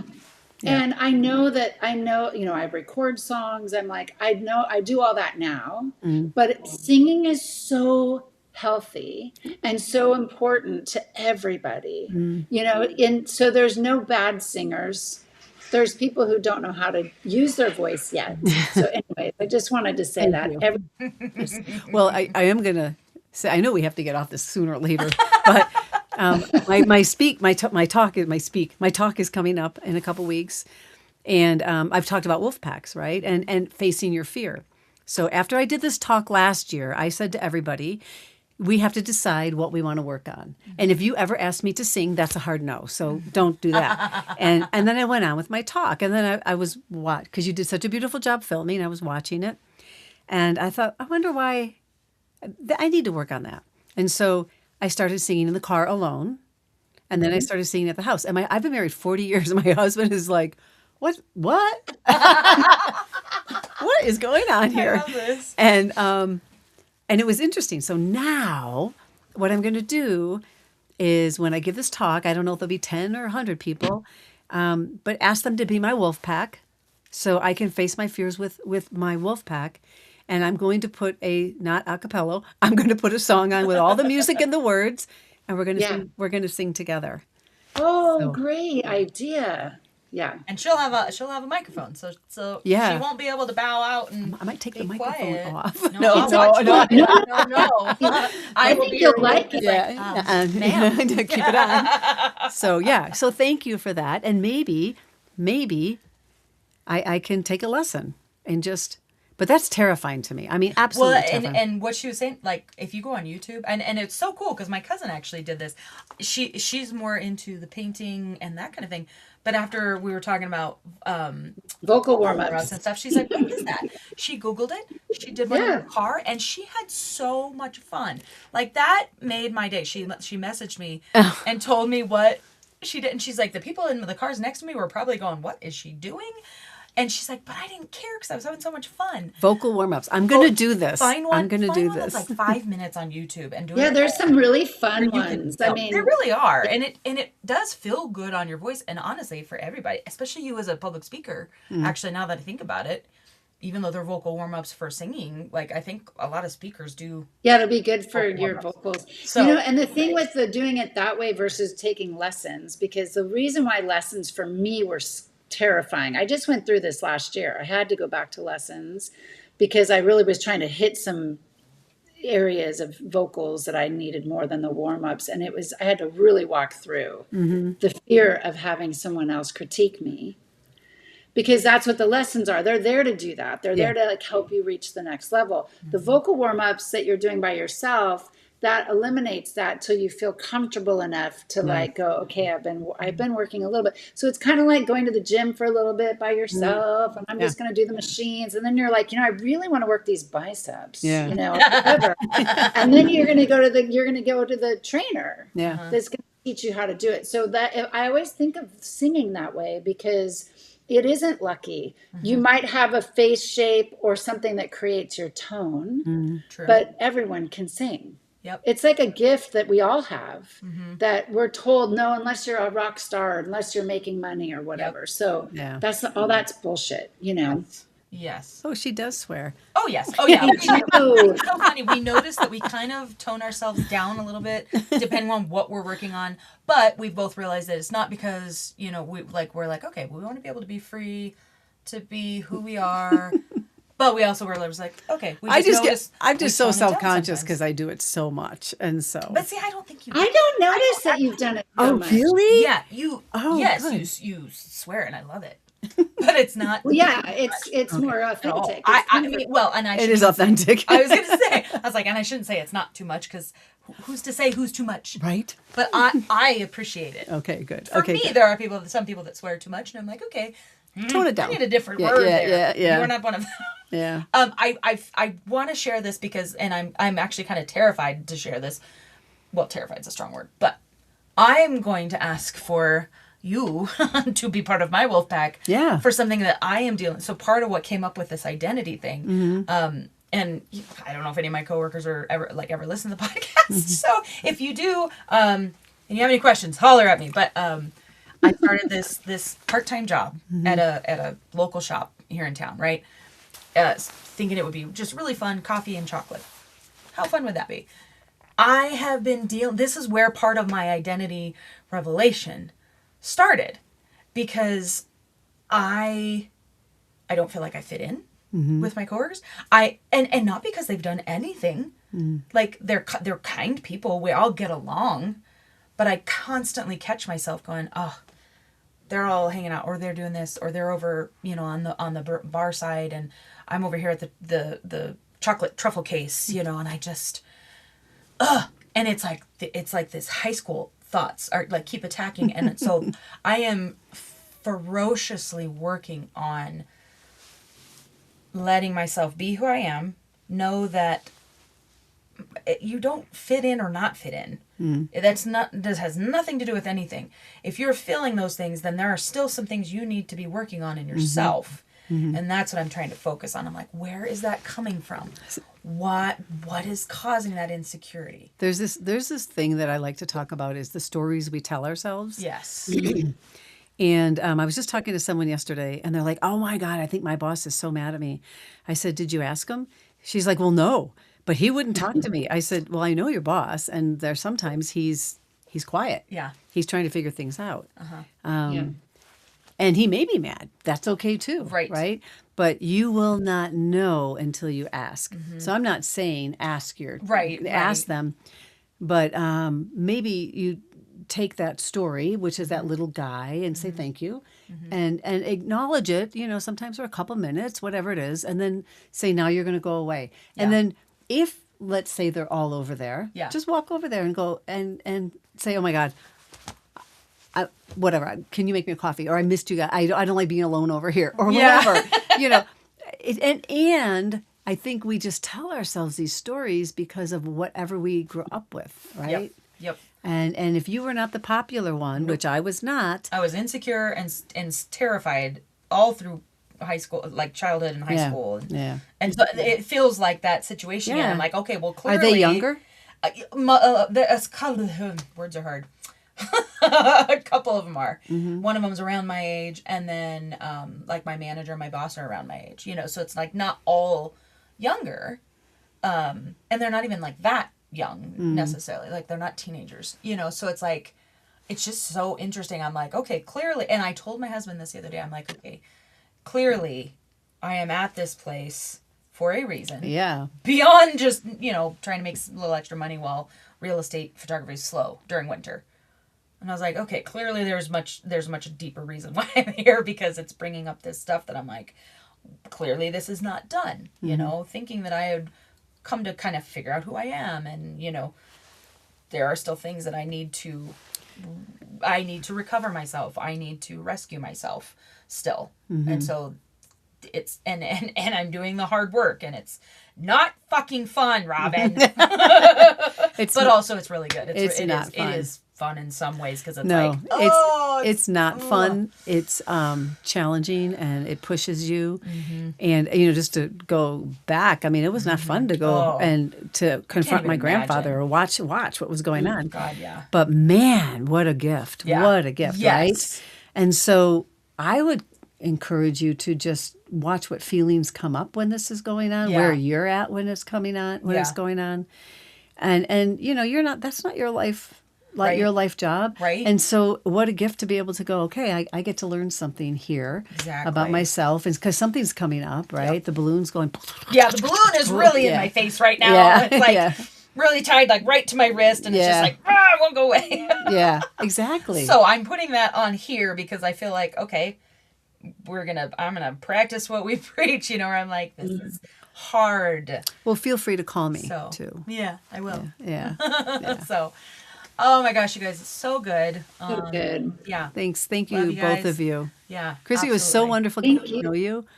I know. It just is so lovely. And I love how authentic you are and just how quick to just, Chelsea was right. She's like, we're going to just all click. And it's so true. And I just, I hope to meet you. We were talking about, I'm going to come. I have He's going to come to Durango sometime. I'd like to come up to Durango. We're do a writing session. Probably in summer, not in winter, but that's fair.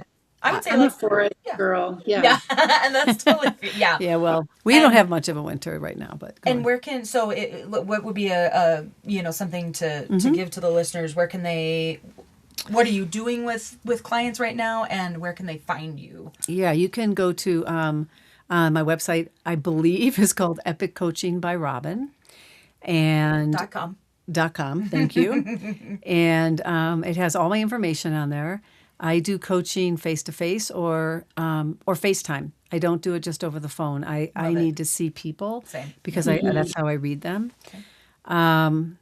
93% of communication is nonverbal, so I need that. Yes, so do I. I also do public speaking. I love doing public speaking. I was kind of niched as a motivational speaker with change. I do breakout sessions now with the 4 C's, which is working through your fear to find your courage, build your confidence, make good choices, and find the change, and then celebrate it. So many people are like, what's next? And I'm like, sit in it, feel it. Oh my God, does this feel good? Right, like acknowledge it. Acknowledge it, and then go on and move on. For the speaking engagements, so you're saying kind of a motivational speaker. As long as I can swear. Yep. Yeah, as long as you can swear. But where would you like to speak? Yeah, it's interesting. I think the 2 groups I resonate with most, and I do think men should hear what I have to say. Absolutely. With that. And they can resonate with you. Yeah. There's a lot of connection. Yes, absolutely. But where I really resonate, I believe, are women's groups, and college students. Love it. Universities. Yes. Every time I'm around the athletes or not even the athletes. I was going to say athletes or just college students. Every time, I was up at the fort doing it's this great program called Springboard. They are seniors. It's usually first generation college students, and people come in. I have a couple mentees, and I taught the social styles, and I feel so at home. I feel like this is where I belong. Having said that, I'm not children. Just no children. Yeah, but and that's fair. Yeah, I'm the same way. I believe men should hear because many men have gone through what I've gone through, and they need to hear. I gave this talk once up at the fort on forgiveness, and it was so beautiful because I was talking about forgiving my grandfather, and this really tall guy, and I'm like, oh, you're on the basketball team. He's about 6'6", and he was like, no, you cannot forgive, no. And I'm like, and we were kind of in like I don't know what those things are called. It's a theater, amphitheater. So he was up here. Yeah. I'm like, I go, come down here, get your ass down here. You're already tall enough. Get down here. Come here. So I gave him this big hug, and I said, he's dead. My grandfather's dead. Why would I not forgive him? I don't want to live with that shit. Yeah. And he started crying. So whatever had been going on in his life, right? Yeah. So that is, I love that age group. But I just love people. Yeah. But I think women and university, college students. Yeah, I love that. That's fantastic. Thanks for asking. So Epic Coaching by Robin. We'll have that in our notes and everything. So yeah, and I imagine we will have you back. Besides the fact that you're just delightful. Oh, well, thanks. You have a lot to offer, and I think people can really learn. Thank you. From you. Yes. Thank you. Yes. Long distance high five. All right, Christy. Well, until next guy. Until next guy. Until next time. The next guy. The other guy. Until next time, we will be creating in the meantime, and or just relaxing. Yes. I don't know. Exploring. Exploring, Yeah. being curious. Yeah. Be curious. Be curious, everybody. That's what And be authentic, And be being our authentic. authentic selves. Yes, and fight for that. That's huge. It is. So, all right. Take care, everybody. Bye. Thank you. Thanks so much for listening to The Creative Download. Hosted and produced by Christy Bruneau and Chelsea Lee. Edited by Chelsea Lee.